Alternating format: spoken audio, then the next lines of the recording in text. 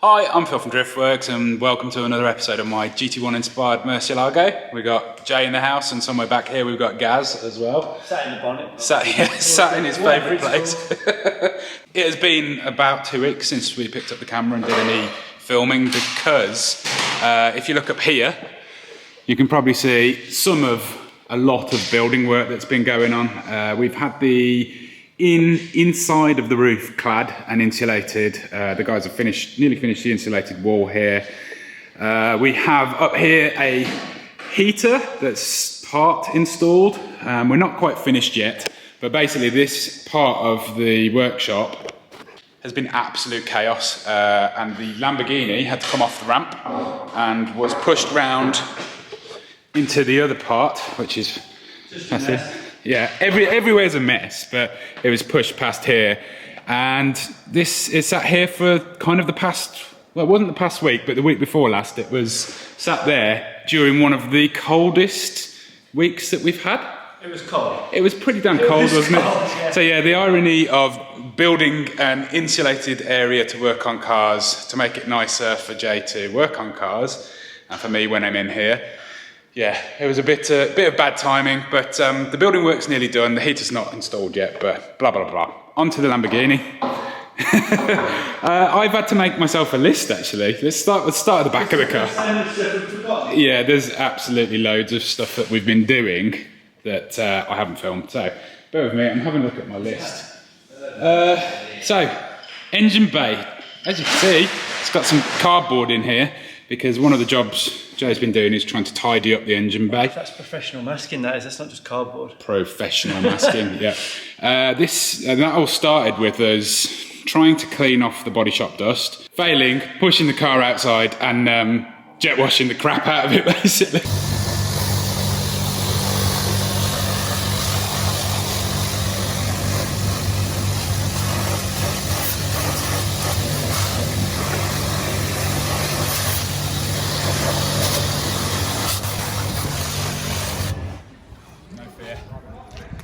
Lots of fear. Slight fear, yeah. All the fear. Yeah.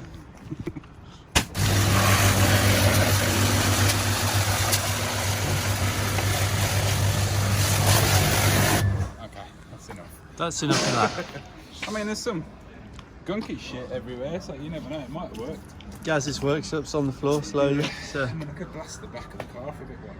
Yeah, you probably should. Wouldn't hurt, would it?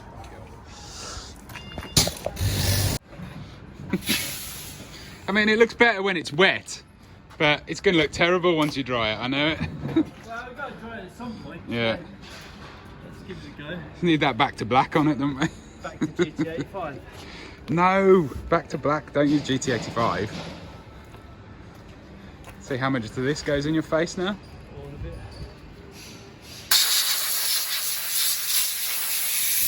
Yeah, Yeah, it that's doesn't look terrible. great, That looks absolutely terrible.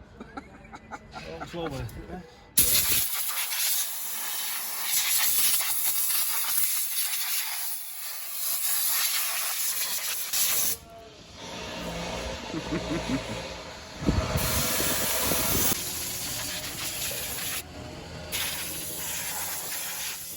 Cross fingers. I cross more than that. Oh, it's perfect weather for it. Yeah. Probably good. Battery cut off. Oh yeah, that old thing.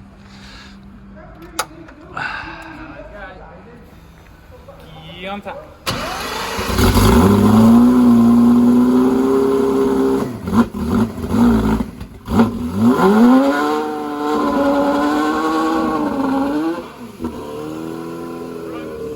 That went well.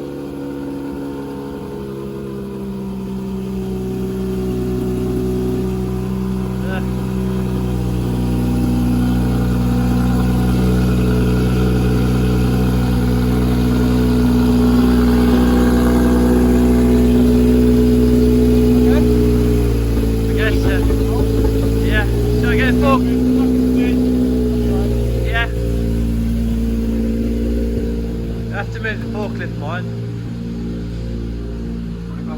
Yeah, I'll just back that up out of the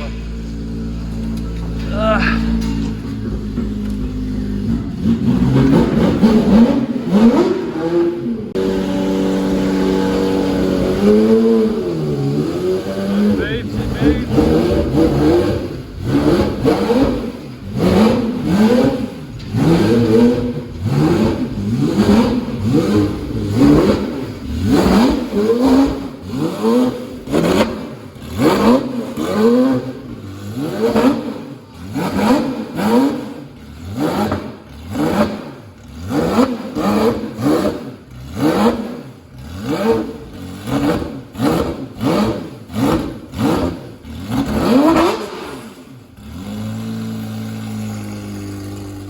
jet washing the paint off the rocker covers? Yeah, whilst the water that was coming off the car was freezing on the floor as well. Yeah, it was perfect.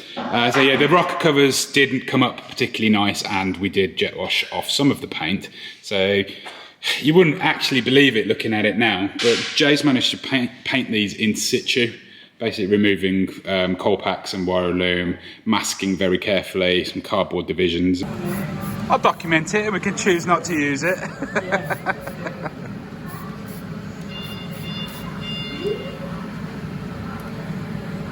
Bit of a professional paint job for us, that, mate.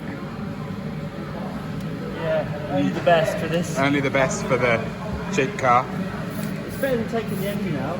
It is definitely better than taking the engine out. The issue is that this is the easy side. Yeah, if you can't start somewhere. It's beautiful. Well, it's better than it was, isn't it?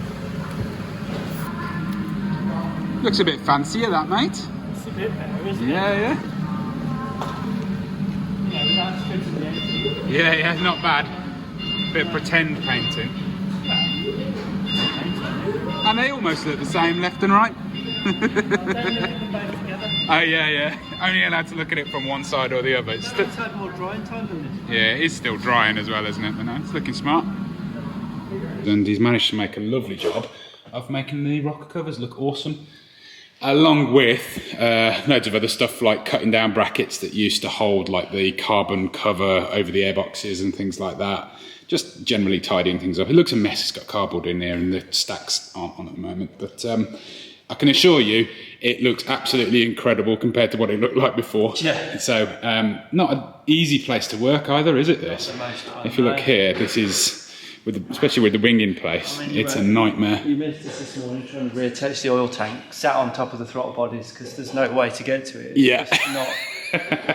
It's just not pleasant in any way. It's really not, because you've got two things. You've got one, that it's a difficult wide car to work on, and two, that is made by Italians. Wow. And they just seem like cruel people when it comes to handmade is the biggest problem. Handmade is just a recipe for... Yeah. So yeah, as much as people like to call this sort of an Audi because it was built as Audi took over, it is still extremely Italian. This is, in my opinion, the last Italian Lamborghini before Audi really took over and made things, well, put things together properly. Made things fit? Yeah. So, enough waffling. Back to my list, 1 second. What have we done? Fourth brake light. I made a oil catch tank. That normally fed off the top of the oil tank, the dry sump oil tank, and fed into the airboxes, and we just basically had to create a catch tank for that. Yeah, that just fits out the back. Back of the car, yep, brake light, Jay, you mentioned it, look at your work of art. Fourth brake light. Yeah, which is obviously really necessary on a road car. You can't see the third one because you put a massive wing on. Yeah, it's exactly in line, isn't it? Bye-bye. Hello. So yeah, we fit this rain light, recessed it into the standard panel, and it looks absolutely superb. Looks really, really good when it's on, and we're just using it as a brake light. It doesn't need to be a rain light on this car. I think it's got fogs in the standard road lights, so that's all good. Whilst we're pointing at it as well, I finished the exhaust tip. I finished obsessing over that. I got it all lined up. Can you see anything down there? Looks really good, especially now that the diffuser's on and it blocks out some of the light from underneath the car. I also decided that I'd have the actual tip stripped, so strip the powder coat back off it to make it sort of a satin. It's stainless. It's a stainless steel made tip anyway, but I think it looks loads better for being in sort of a silver colour. We've got Gaz's gurney on. Gaz's gurney flap, yeah. Which is another nice bit of carbon that Gaz made. The aluminium angle that it came with, I suppose. Yeah, and it's a slightly better angle of incline as well, if you like. It's a slight improvement in my opinion with that. The bumper's back. A lot of the last video stuff that we did, the bumper wasn't on the car, so the bumper's back, and the reason it's back, the reason why it went away was because this section here, the vents that you see that are part of the RGT bumper, when they were in carbon and flatted back as best as possible and made as nice as possible and lacquered by Gaz, there was just too many imperfections in the actual carbon quality itself. Even on the race car, it was never meant to be raw carbon. and where we've managed to get away with it on the front wings quite well. And this particular piece, because of how you look at it, it just didn't look good. So Gaz has very kindly taken this back and repainted this section for me. And I think it looks 100 times better as a result. We have a Lamborghini badge to go back on. I'm going to be sorting that. I'm probably going to be the one that draws a short straw. Be the one to drill it. I'm going to drill that panel. So yeah, I'm going to drill that. Yeah, okay. And we're actually working on a GT1 badge, which I'm hoping isn't going to be too cheesy. But we've got a new resin printer, so we're having a go at printing something that will they'll sort of look right here, and just a small GT1 badge there. So hopefully that turns out nicely. Is that the back of the car done? So onto the inside. Jay's favourite place. You'd never talk about the interior again. That'd be brilliant. Again, coming back to sort of the build quality of this car, the interior is one bit that's really difficult to work on, isn't it? I don't want to be too grumpy about the interior because it's all sort of handmade aluminium, but it's just a pure misery to work with. There's no question there was some craftsmanship that went into the original build of it, but when it's been on and off the car like 3 times, 4 times plus, it's not a pleasant working environment. Fluffy aluminium sheet that's been formed. Yeah, and you can see the door cards are on. They look absolutely awesome. Interior-wise, there's lots of changes since you last saw this. The seats have been completed, but most of the interior trim is now in.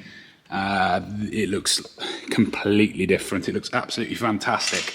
There's some nice additions of some carbon pieces that were done by Fibre Factory for me, my friend Richard at Fibre Factory, including the manual surround in carbon fibre there.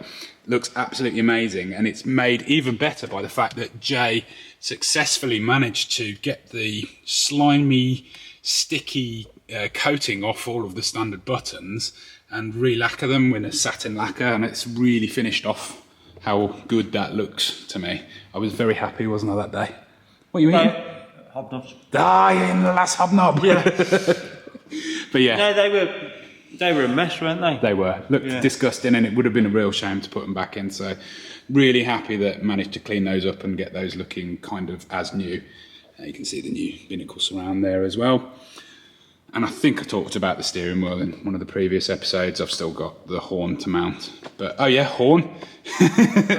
We fitted a couple of cheesy horns, and we tested them last night. On recommendation of Rich. Yeah.